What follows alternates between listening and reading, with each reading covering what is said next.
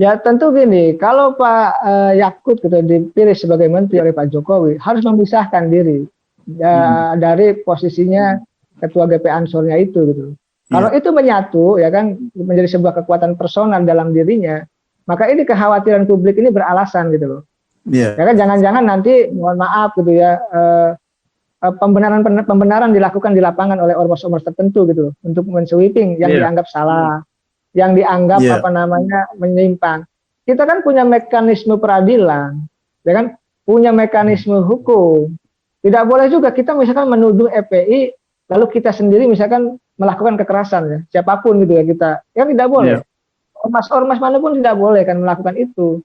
Jadi kalau kita Hmm. menuduh misalkan orang lain, mohon maaf HTI atau orang lain FPI yang sudah dibubarkan, kan diri kita juga tidak boleh melakukan kekerasan yang sama. Tidak boleh melakukan justifikasi dan pembenaran atas dasar klaim pribadi kan atau klaim organisasi. Kita punya mekanisme hukum yang harus dilalui.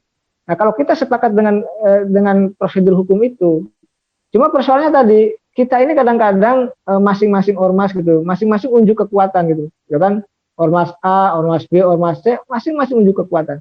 Dan masing-masing seolah-olah merasa paling besar karena misalkan banyak masanya dan lain sebagainya. Iya, Nah, inilah sebenarnya yang menjadi keprihatinan kita bersama. Harusnya, mohon maaf ya, ormas itu yang dikembangkan itu ormas manapun saya dalam kerangka bicara saya, dikembangkan tuh ide dan gagasannya, apa konsep kita untuk pembangunan bangsa. Jadi jangan dikembangkan terkait dengan ototnya gitu. Siapapun ini kita bicara termasuk misalkan saya punya ormas ya tidak boleh saya mengembangkan ormas saya dengan kekuatan otot saya, tapi dengan kekuatan ide dan pikiran kita untuk sama-sama membangun bangsa, untuk sama-sama membangun toleransi gitu loh. Cuma memang inilah sebenarnya kekhawatiran kita adalah eh, sama-sama Islam gitu ya, sama-sama apa namanya anak bangsa, sayang kelompok-kelompok madhab yang berbeda itu saling bertentangan satu sama lain. Kenapa sih kita tidak bersinergis, berharmoni gitu satu sama lain? Karena kalau kita terus begini, pertentangan antar ormas saling menyalahkan, lalu pemerintah tanda petik mohon maaf ya, melindungi ormas tertentu, menghajar ormas yang lain gitu kan, ini dianggap tidak adil gitu. Ini juga jangan. Jadi pemerintah di tengah aja adil saja terhadap ormas apapun berlaku adil. Itu namanya negara. Berdiri di atas kepentingan publik, berdiri di atas kepentingan rakyat, bukan berdiri di atas kepentingan kelompok atau golongan tertentu. Inilah sebenarnya diskusi ini ya kan ingin memberikan perspektif bahwa bangsa ini gitu loh harus ada yang kita evaluasi dalam konteks tadi perjalanan ormas-ormas ini gitu loh. Bahkan kalau kita menarik kita kaji NU Muhammadiyah itu kan berdiri sebelum Indonesia merdeka. Sudah kiprahnya hmm. sudah lama luar biasa gitu. Nah, oleh karena Iya, itu ya ini juga harus kita kelola dengan baik perbedaan-perbedaan itu gitu loh. Yang penting kita sudah sepakat dengan Pancasila. Kalau memang ada ideologi yang bertentangan baru. Kalau dia hanya misalkan dia mengkritik pemerintah keras menjadi lawan oposan, dia akan besar lalu dibubarkan, itu juga sebuah alasan yang tidak bijak.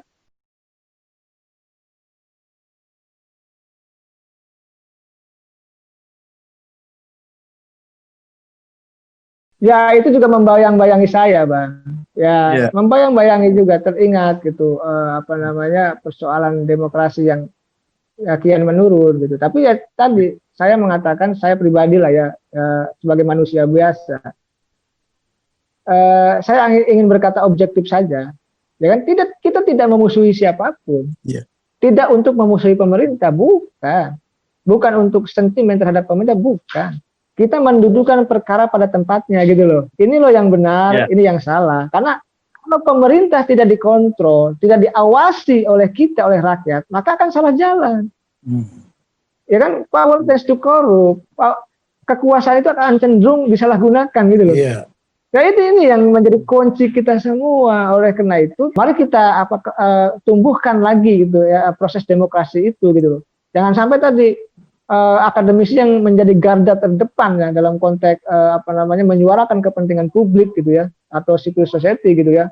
Ya menjadi ketakutan. Itu kita ya berbicara saja secara argumentatif, objektif, ya tidak memusuhi siapapun, dan itu demi kepentingan rakyat dan demi menjaga demokrasi.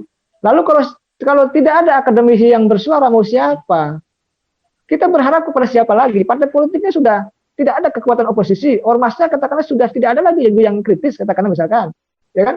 Lalu masyarakatnya sudah ketakutan. Lalu akademisinya tadi katakan 20% juga ketakutan. Lalu bangsa ini mau berharap ke siapa?